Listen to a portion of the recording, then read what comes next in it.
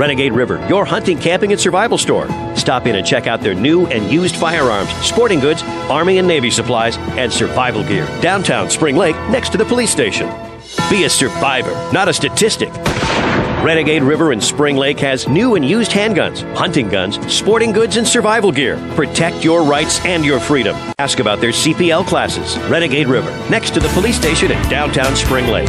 News Talk 1090 is the talk of Muskegon. Welcome. You're listening to Mike Hewitt on the Renegade River Show. It's snowing outside and it's a little bit extra cold. I'll tell you what, though, today we've got some special guests on the show. I'm excited about them. But before I get to them, I wanted to share a couple thoughts with you today. First, I want to start out, and I can never say this fellow's name, Parasols. I'm not sure the pronunciation. I don't think he'd mind. It's from 428 BC.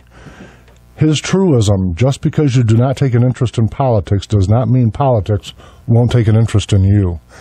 And it's a fascinating thing. I mentioned my sister Brenda Brown out in Vegas from time to time for listeners that have been tuned in before. And she voted for Nixon, and then the next time she voted was for Romney. And one of the things that she asks me a lot, and it's kind of the foundation for this show, but one of the things that she asks me a lot is talking about my side. Why doesn't your side ever tell us what you want? What's your goals? Make it so that we understand. So in other words, she's saying, I don't want to put words in her mouth, but she's saying rather than talking in terms of 16 or 17 trillion, tell me what it means to me. And so I couple that truism, because she's absolutely right, I couple that and I look at the last election and I ask myself, how did we end up where we're at? And that's what made me give you that 428 BC quote, because I think a whole bunch of people really thought to themselves that there's no possible way that Mr. Obama can win a re-election, and so they stayed home. And I think that they were absolutely stunned. And I'm not sure where that puts us now, and that's really not the point of the show today. But what I'm really asking you to do is get involved and pay attention. That's the point of this little brief monologue. And then beyond that, I'd like to introduce my guests, if I might. The first is with me here in the studio. He's the CO of the West Michigan Volunteer Militia. Good afternoon. Good afternoon and welcome. And on the line with us is his XO of the West Michigan Volunteer Militia. Volunteer Militia. Thank you and welcome. Can you hear us well okay on the line? Oh, no problem. Thanks. Glad to be with you, Mike. Very nice. Welcome both of you.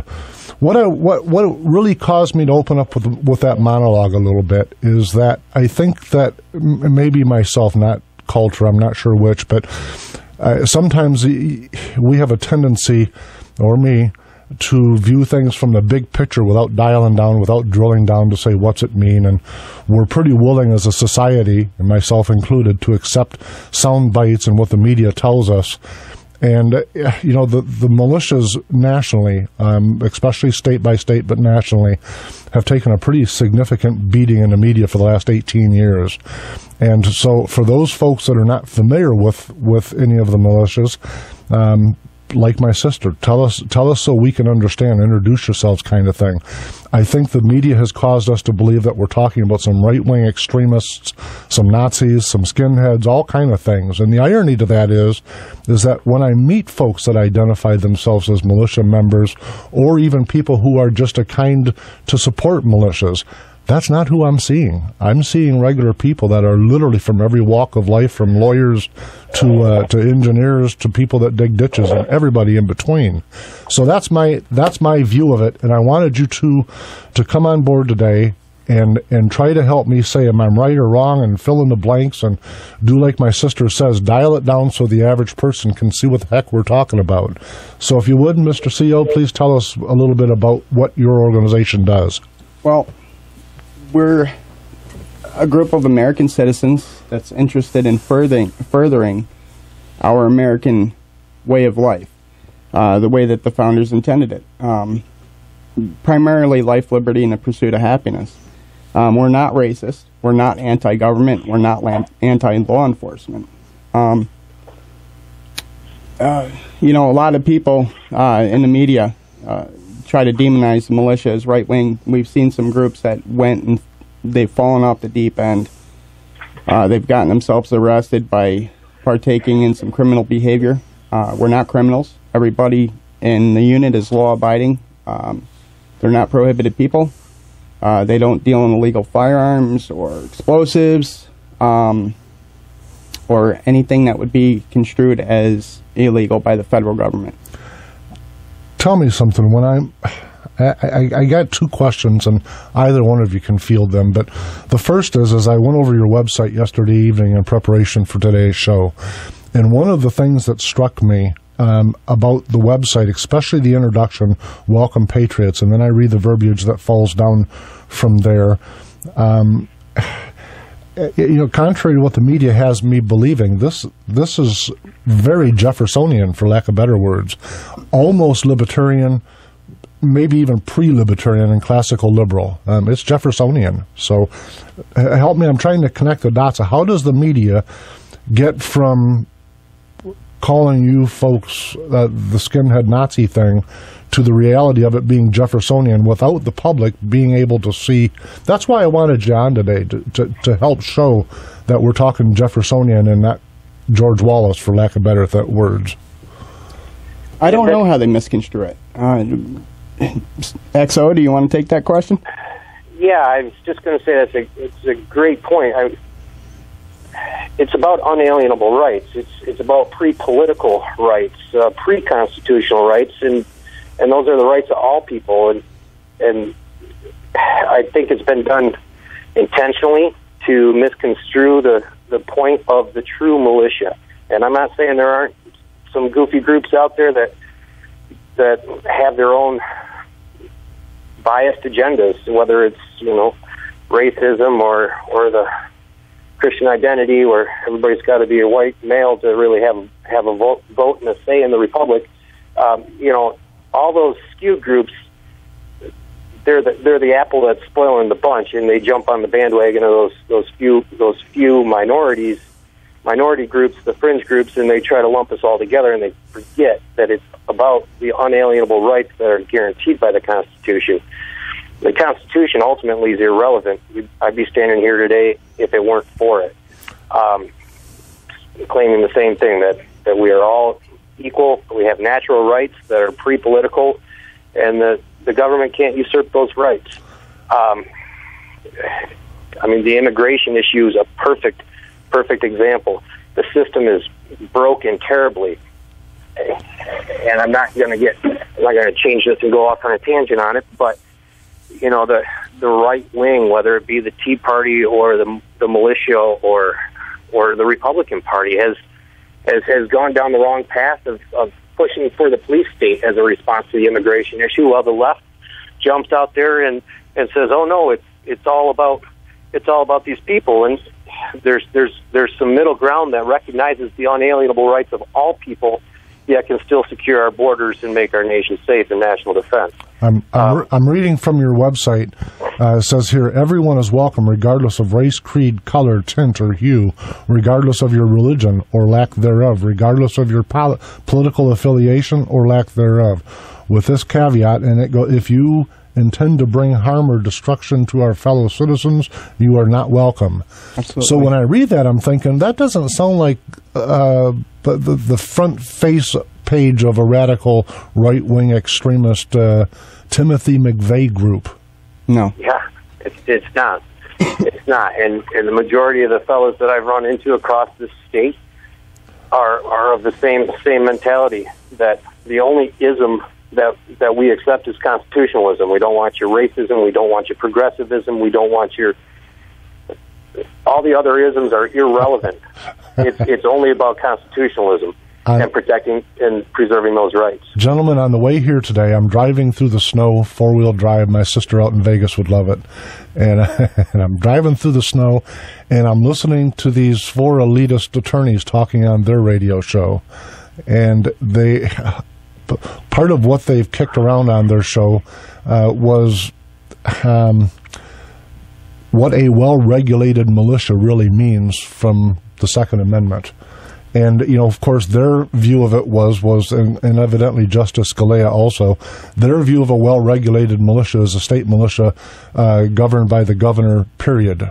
Well, now, what's your view of a well-regulated militia? I believe United States Code dictates what the organized and unorganized militia is, and the Dick Act of 1903 separates the National Guard as the organized militia and the civilians as the unorganized militia.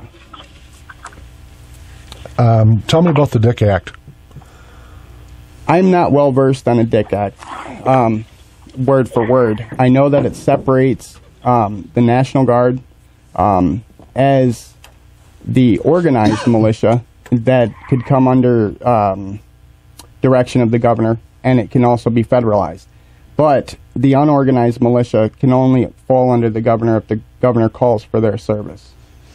Now, in your organization, it's the West Michigan Volunteer Militia.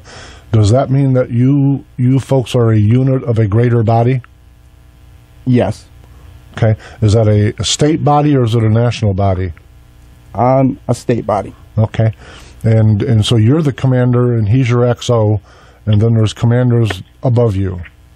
No, we are autonomous in leadership. Each one of us, it used to be that way when Norman Olson ran the Michigan Militia Corps Wolverines. After the 90s, everybody fragmented, found it easier to remain autonomous with leadership. That way you don't have one central leader on the other side of the state dictating what the members on the other side of the state were to do. One of the lawyers on that show I was talking about today was scoffing at the notion that the Second Amendment was written primarily to guard against a tyrannous government. And his reason for scoffing at it was he didn't believe that the United States citizenry, the electorate, the citizenry, would ever come together in an agreement on one issue or one driving force. And rather, he believed it would break into a whole bunch of little, what he referred to, he compared it to Iraq with a whole bunch of little dinky tribal kind of warfares going on. And then that's under the premise that their show's premise was that we actually needed a militia against a tyrannous government, or the government fell. So what's your twos, one of you? Have we seen what's going on in the media lately? Have we seen how when you go and you decide that you want to go and you fill out your Form 4473 that you can't buy a firearm right now, that you can't get ammunition for a firearm? These are not just firearms that are AK-47s or semi-automatic AR-15s, militarized type style weapons. These are everything, all the way back to World War II relics that are sold out. I've never seen Mosin Nagant sold out before, nor their ammo. I mean, people are not gearing up because they want to collect these weapons. They are in fear of a tyrannical government today. And it might not happen in this administration. It might happen 20 years. Let me quickly state that I asked somebody that was more on the liberal side, what happens if we got a really extreme right-wing administration? And they started imprisoning people that had different political views that were more on the left side, okay? And we were disarmed. How are you going to fight for your liberty, for your freedom of speech, for your right to life, liberty, and pursuit of happiness if we don't have firearms? We going to take up pitchforks? I doubt it. How'd that person reply to that question? They don't know how to argue. They don't know how to argue it. They go to the Brady campaign website and they start spewing talking points. Okay. Well, I guess, even like I mentioned, even Justice Scalia thought that it was, I shouldn't say thought that, he wrote an extremely lengthy dissertation on what he believes the Second Amendment means, and frankly, he interpreted it very, very differently than the words state to me. But I want to dovetail back to something you were talking about real briefly, because I want to make sure the listeners understand the significance of one of your points. Right now, if you came into a gun shop, doesn't have to be Renegade River. If you go into any gun shop, doesn't have to be Michigan, by the way. It can be somewhere in Shreveport, Louisiana. It can be in Boston. It can be in Las Vegas. You pick the city and you pick the gun shop.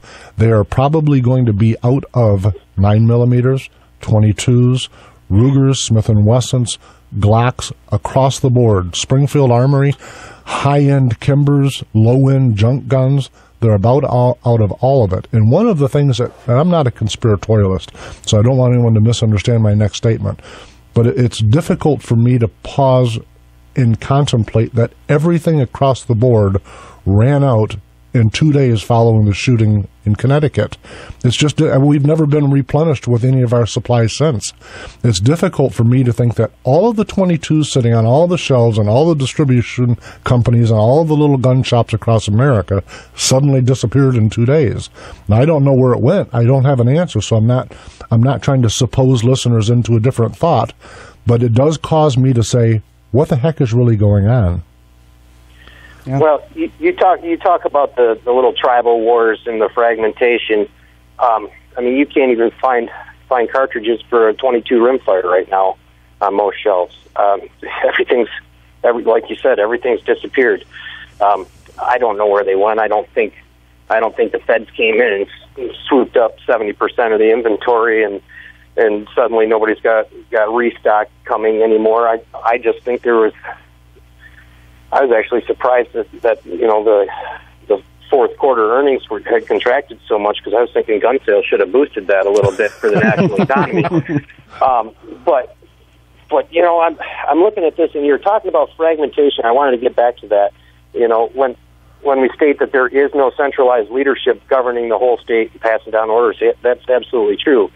But we do coordinate on some standards, and that's where the well-regulated militia comes in. Again, I go back to the pre-political, pre-constitutional idea. The militia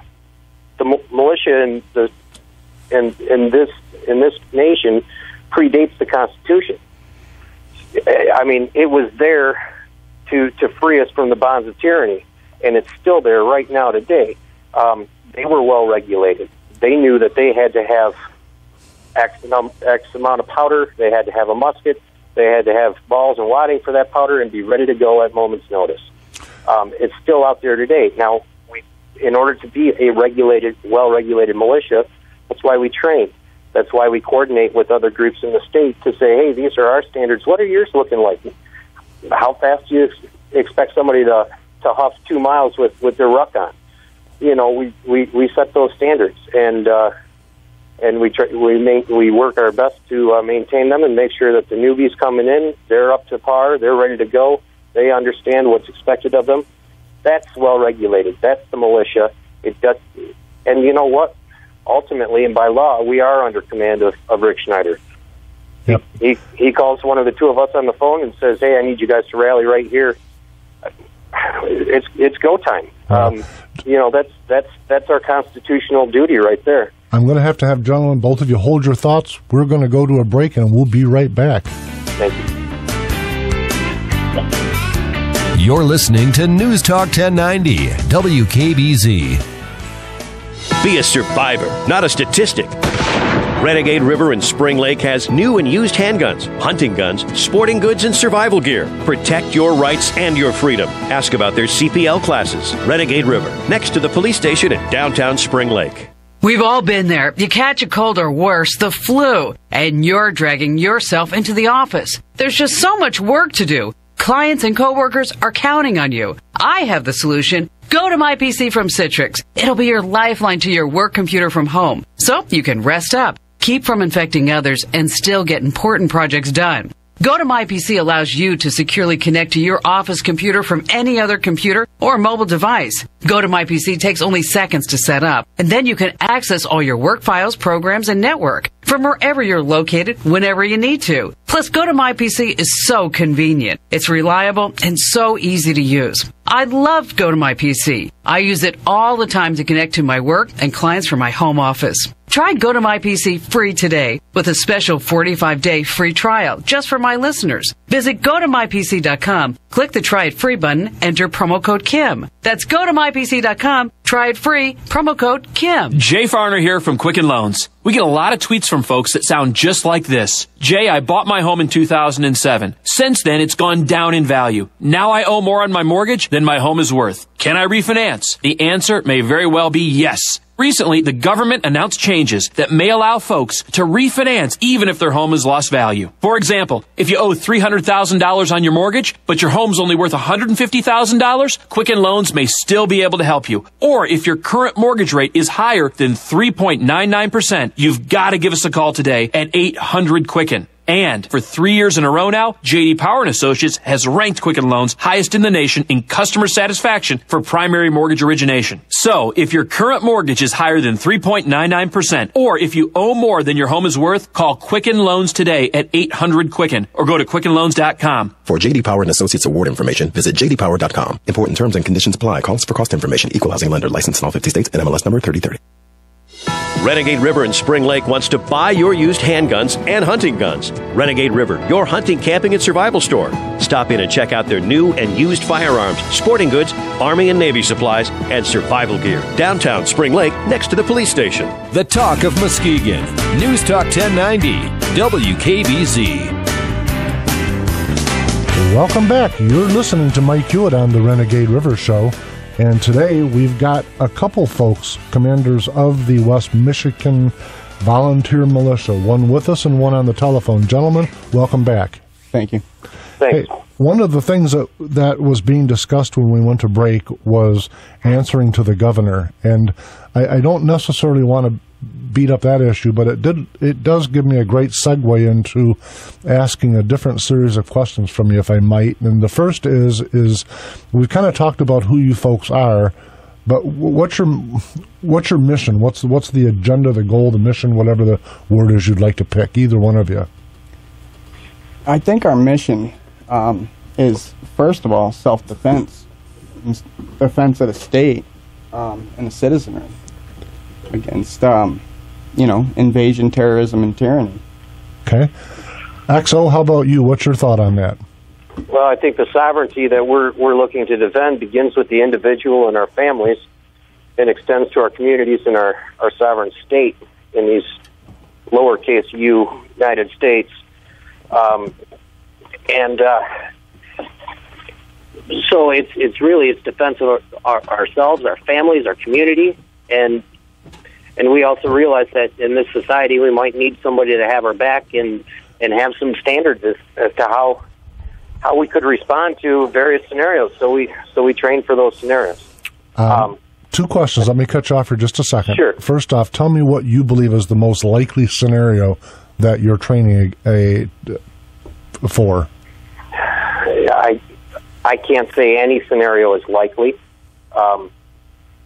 There's a whole myriad of them, and to dismiss all of them as unlikely would be foolish. For me to say that, the collapse of the dollar, it's impending, that also would be a little bit foolish and alarmist.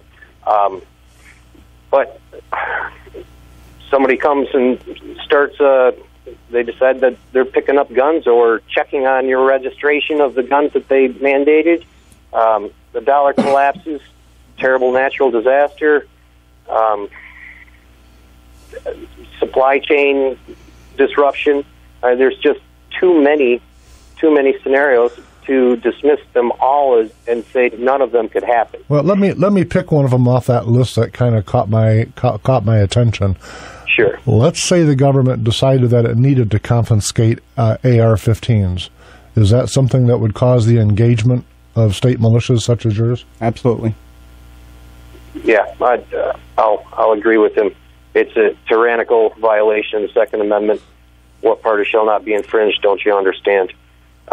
There's already, 40,000 laws on the books that are already in infringement, but there has to be a line in the sand. I have to default for a minute, guys. I wrote a novel a while back, and it certainly wasn't the best written novel in the world, but it put forward what I believe will come to pass in America, okay?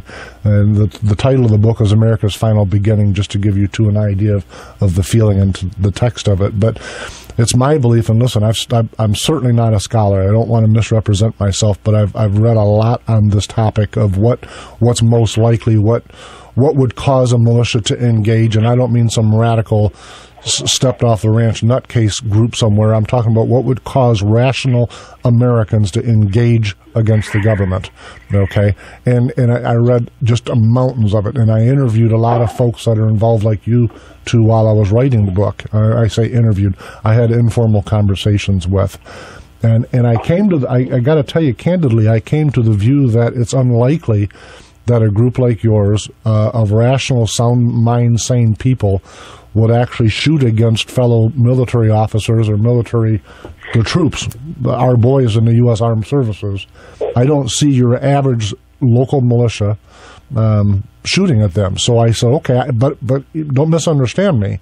I still think the United States is on a train that doesn't have an end. It can't continue the way it is.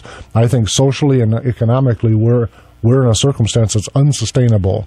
When I watch the things I do in our society that are just social, mind-boggling things, I say, how can a society that allows it and encourages it exist for any period of time? Having said all of that, it's my, if anyone's read the book, you'll find that I talk a little bit about the militia in the book, and the way I wrote it, it came to pass that the United States electorate voted to set aside the U.S. Constitution and to join a greater body, the global socialist authority, is what I labeled the global government on. And of course, as soon as that happened, the one thing necessary was that this new global government would have to finish lowering the United States' standard of living and economic structure to meet with the rest of the body of this global unit. And that's when I surmised that the state militias, organizations like yours, would actually come to play. Now, I throw that out because I just wanted to have some hypotheticals kicked around during this segment. So what's your thinking? What do you think really would... I think, we've discussed this amongst ourselves. And it had been said to us, the question had come up, well, you're willing to die for a rifle. I don't see it as dying for a rifle. As well as many others, they don't see the same thing. What I see it as, I believe that the rifle is a symbol of liberty. It's not necessarily about dying for a rifle, but dying for our ideals in America, our Second Amendment rights. Well, I think a lot of people believe that if the Second Amendment falls, the rest of them will shortly fall. I mean, look at the infringements on our Fourth. I mean, we have infringements on our First also. But I mean, look at the things that have come to pass in the past, 10, 15 years. I gotta tell you, I'm 52, and the amount of liberties that I've saw in my lifetime be stricken from our society are mind-boggling. And so if I'm talking about it with my daughters, they've not been in this world long enough to understand what I'm talking about. But the problem with that is that each generation trades a little bit more, and at some point, I'm convinced that there'll be a segment of our society that push back against this. Now, I don't know if it'll be too late. A lot of background noise all of a sudden. I don't know if it will be too late for us when we get to that point, if it's going to be like my novel suggested and we vote it all the way, or whether there will be something like the rifle confiscation. Now, I've said many times over the last month while I've watched the political drama in Washington and a little bit in Lansing unfold, that if I think the government and people like yourselves are right now kind of locked in the old Russia-America mutually assured destruction kind of thing. I think that they realize that if they went door to door to try to take rifles, that they would have a serious problem across the United States with people that are regulated militia and people that are just saying, come get me. I think I could almost see 1 million little Wacos all across the United States if they went door to door. Yeah, I think that could occur. I honestly believe that they're smart enough not to do that. I do too. I just think that they're going to continue passing these laws and chipping away at it, and eventually it'll be gone. A generation will find themselves, they'll wake up one day with a new administration, and they pass a piece of legislation that's a death knell in the coffin of the Second Amendment. And I believe that's how it happens. They chip away at the rock until there's a pebble left, and then they kick the pebble. We had many weeks ago, we had an Iraqi vet on the show who's a gunsmith and just a great guy. And it was right after the shooting in Connecticut when he was a guest on the show. And we were talking about the differences between an AR versus what he carried when he served in Iraq. And where I'm going with this is that it kind of goes back to my opening little statement when I was quoting from 428 BC. We're at that circumstance where a lot of Americans are unwilling to actually dial into what we're actually talking about. So I'll have what I'm trying to get at when I'm talking about this is I'll have people come in the gun store. They're sport gun enthusiasts, and they want to make sure that I realize that they are sport gun enthusiasts. Some of them have asked me. I mean, we're talking about a guy or a girl that's buying a gun, and they'll say, I don't know why a person needs that assault weapon, or my other favorite, that automatic weapon. And my point in bringing this up is not to get off on the gun trail, but rather to use it as an example of how we changed the definition of things over the years. Okay, there was a time in the conversation when I had the gunsmith on the show, he briefly touched on the fact that there was a time in America where almost every farmer had a silencer, because he could put down an animal that was sick without scaring all the rest of the animals. And now a silencer means that you're this rotten, terrible. And people in Europe, by the way, laugh at us for our view of silencers. But when you talk about how it's an eroding, it's a generational thing. It's been going on, frankly, since the end of the Civil War. And each generation gives up a little bit more without realizing it until we get to the point where either it will be all gone, as my book professes, or somebody will finally draw a line in the sand and say, not one more inch. What say you, gentlemen? Yeah, I agree with you. Like was said, that Second Amendment is the last line of defense against an encroachment on life and liberty, and taking away those rights with no standing whatsoever morally. I think it boils down to that. Everybody, yeah. You know, you talk about can't see the militia coming after the military, and it's beyond my wildest dreams to think about running around the corner to the National Guard armory and waging war against them. I wouldn't do that at their house for sure. Why in heaven's name would I do that? But I expect the same out of them. This is my house around the corner from them. You know, let me stop you for just a second, because when we get on the topic of shooting back and forth between the regular militia and citizen militias, when I was writing the novel, people scoffed me and they said, "Hey, that's never going to happen." I said, "Why do you say that? It's happened many, many times. That's what the Civil War was. Almost 700,000 people died with Americans shooting at Americans." Yeah. It's, obviously nobody wants to get into a shootout with law enforcement or any type of military force. And it comes down to, we see a lot of oath keepers. I'm not sure if you're familiar with oath keepers, but there's a lot of oath keepers out there that says, we're not going to partake in this. We're not going to partake in gun confiscations anymore. We're not going to be used in this way for this agenda, which is a good thing. We also see a lot of law enforcement officers standing up for the same thing. Obviously, there's still a small percentage that would move. They're just following orders. We've seen that happen once before also in the Nuremberg trials. They were just following orders too, and they all hung. So that's one of the things that we would hope that would never happen, is a conflict like that. As a matter of fact, we've tried reaching out to local law enforcement agencies. They turn us down. Search and rescue. We've done search and rescues for other jurisdictions up in Ludington with Baby Kate and such. But we put it out there that we'd be willing, as civilians. We don't even have to show up in militia gear or anything. Grab a backpack, dress as civilians, and we go out there and do search and rescue and stuff like that. They prefer to use their qualified people, which is fine. But as civilians, we feel that we have a responsibility to our communities to also help law enforcement and emergency response teams in that nature. In defense of them, let me just throw one thought at you. One of the reasons that they would reject your offer of assistance, frankly, is our new litigious society that we live in. So it isn't them necessarily saying no to you. Frankly, it's them saying no to a bunch of ambulance-chasing rotten lawyers. Yeah, we've had some pretty positive. We've had contact with federal agents before. We've had contact with state police. We've had contact with county, as well as state conservation officers. We've not received any kind of resistance where we would feel, okay, well, we're unwelcome or they don't like what we do, so they're going to keep an eye on us. We keep it above level.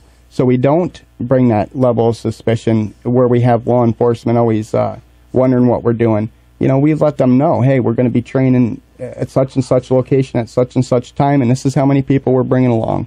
And 9 times out of 10, you know, we'll let everybody else know if we receive any phone calls, what have you. I'm smiling a little bit because I see on Facebook while we're talking, there's a couple people from over in Wisconsin that I used to work with that are listening on iHeartRadio, and they've heard me give probably a couple hundred little spiels. So they've all heard me say that at the bottom of every problem I've ever encountered, be it business or politics, was a lack of communication.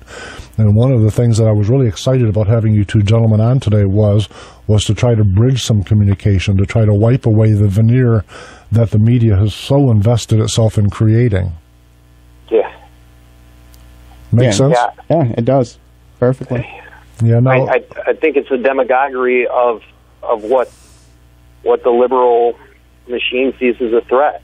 Let's demonize and alienate them societally and make them look like a bunch of toothless redneck racists, and they all just want to plant bombs and blow stuff up, and it's just not the truth. And you know, one of the national talk show hosts said a few days ago that if you stand up and take a position, they will take you out, and that it's going to be a generational war, but that they will take you out, but we're not going to win if we don't stand up and just take it.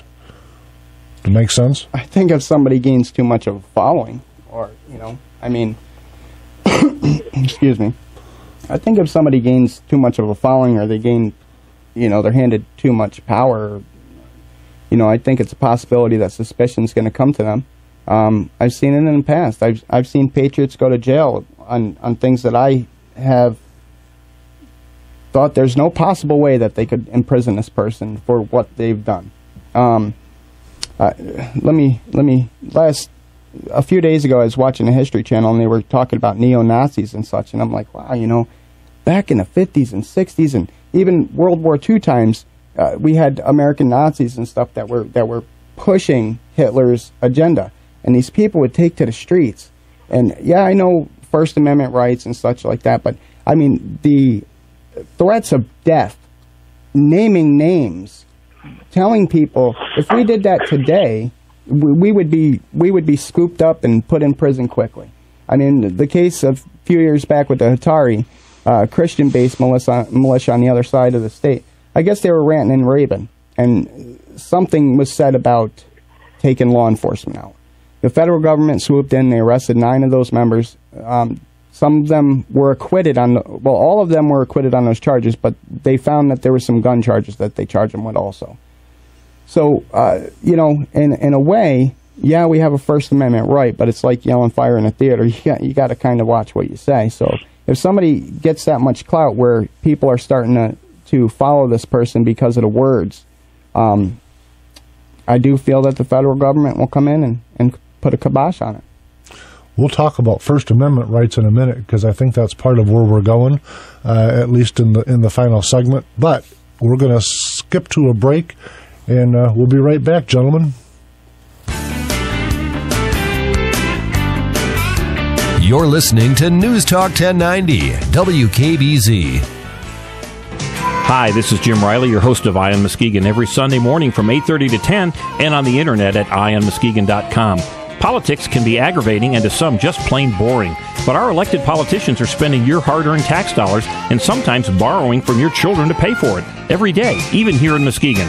We'll continue our quest to expose the power that local power brokers and politicians have over you and your family this Sunday morning, 8:30 to 10 at Eye on Muskegon on News Talk 1090 WKBZ, the Talk of Muskegon.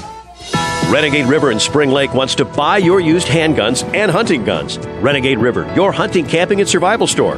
Stop in and check out their new and used firearms, sporting goods, Army and Navy supplies, and survival gear. Downtown Spring Lake, next to the police station. It's Truth Serum time. Do you back up your computer files as often as you should? Hey, I've got more exciting things to do too. And that's why I use Carbonite Online Backup. Carbonite backs up your computer files to the cloud automatically and continually. Unlimited backup space for your PC or Mac is just $59 a year. Start your free trial today at Carbonite.com. No credit card required. Use offer code KIM and get 2 free months with purchase. That's Carbonite.com, offer code KIM. Presenting all 50 reasons to switch your business to the new Sage 50 accounting software. Ready? Ready. Go. 1. Sage 50 is quick to install and easy to use. 2. Turns information into insights. 3. Improves efficiency. 4. Easily tracks and forecasts cash flow. 5. Supports online banking. 6. Creates and manages budgets. Time's up. What? 6. Seriously? For all 50 reasons and a free trial of Sage 50 accounting, visit sagetoday.com/50. Wait, I can do it. Oh, that's sweet. sagetoday.com/50. Be a survivor, not a statistic. Renegade River in Spring Lake has new and used handguns, hunting guns, sporting goods, and survival gear. Protect your rights and your freedom. Ask about their CPL classes. Renegade River, next to the police station in downtown Spring Lake. Fox News Radio, I'm Karen McHugh. The Alabama standoff is at a standstill. Fox's Elizabeth Pran has the latest from the Midland City Police. Overnight, they say there were no new developments to report, and in a release, they say the law enforcement community continues to work towards a safe resolution of this situation. The report also says they'll be delivering additional comfort items such as food, toys, and medicine. Jimmy Lee Sykes, alleged killer of school bus driver Charles Poland, has held a 5-year-old boy captive since Tuesday. Funeral services will be held for Poland today. A highly decorated Navy SEAL sniper has been shot dead in Texas. The former Navy SEAL shot and killed along with 35-year-old Chad Littlefield at a gun range in Glen Rose, Texas, Saturday. Texas Highway Patrol Sergeant Lonnie Haschel says the suspect, 25-year-old Eddie Ray Ruth, is charged with 2 counts of capital murder. Fox News Radio's Chris Honig. Kyle was the author of the bestseller An American Sniper. Fox News. We report. You decide. Here is the official News Talk 1090 WKBZ forecast. Occasional snow showers today with a lake effect snow advisory till 1 p.m. Still quite windy with some areas of blowing snow with a high around 20. Northwest winds 20 to 30. 1 to 2 inches of accumulation. Snow showers yet tonight, a low of 17 with northwest winds 15 to 25. Maybe another 1 to 2 inches. Invariably cloudy tomorrow with more snow showers, a high of 22. North winds 5 to 10 with 1 to 2 inches expected. News Talk 1090 WKBZ, the talk of Muskegon. Welcome back. You're listening to Mike Hewitt on the Renegade River Show, and today we've got one commander in the studio from the West Michigan Volunteer Militia and his XO on the phone. Gentlemen, once again, welcome back. Thank you, Mike.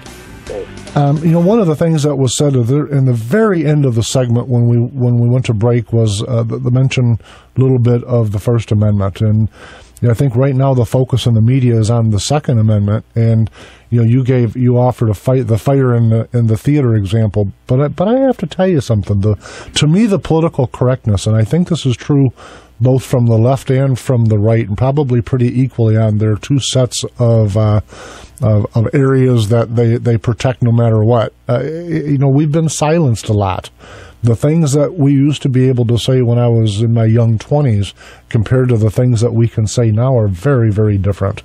So I just, even in the case of my novel, by the way, when it first came out, I had huge pushback. Even while I was looking for things like a literary agent, they would put right on their website that they didn't want any conservative or libertarian position work. They would list that with poetry and other such non-marketable things.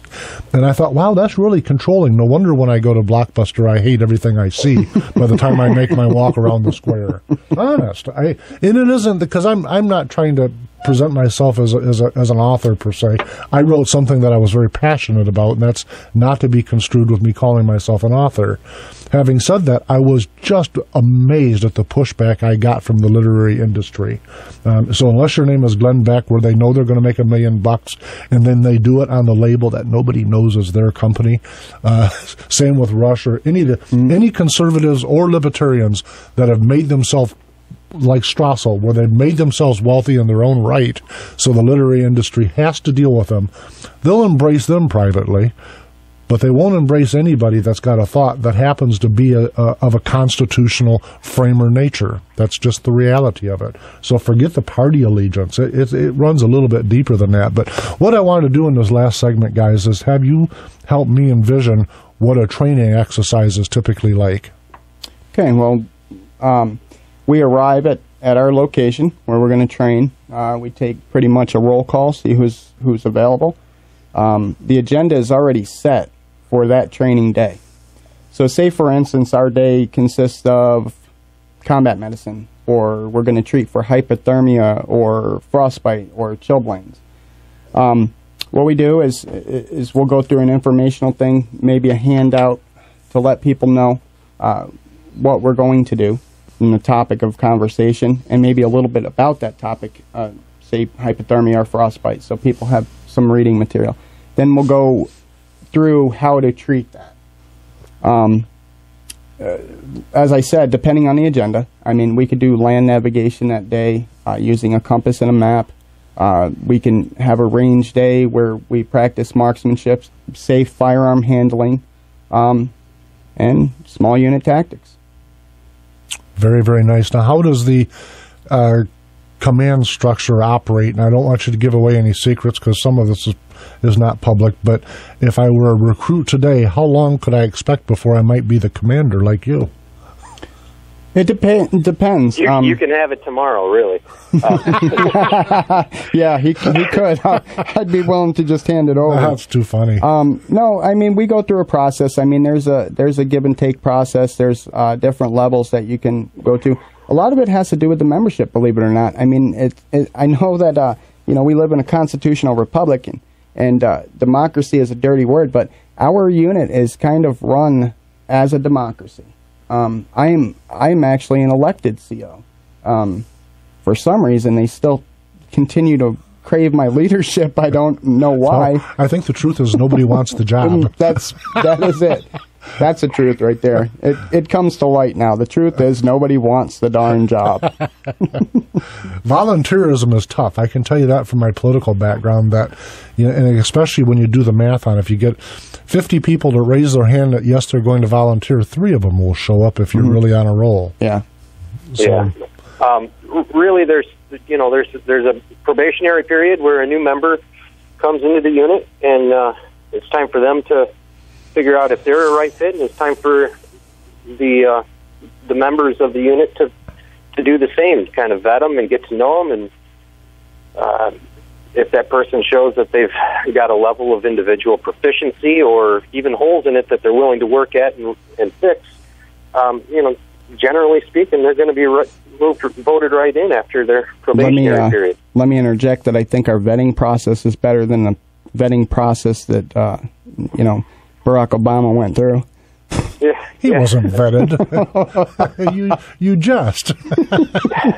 So then once that person's in and they reach a certain level standard, they could be nominated and voted in as the CEO of the unit. What kind of things? Just tell me. Let me cut you off for a second. What kind of things would get me booted out?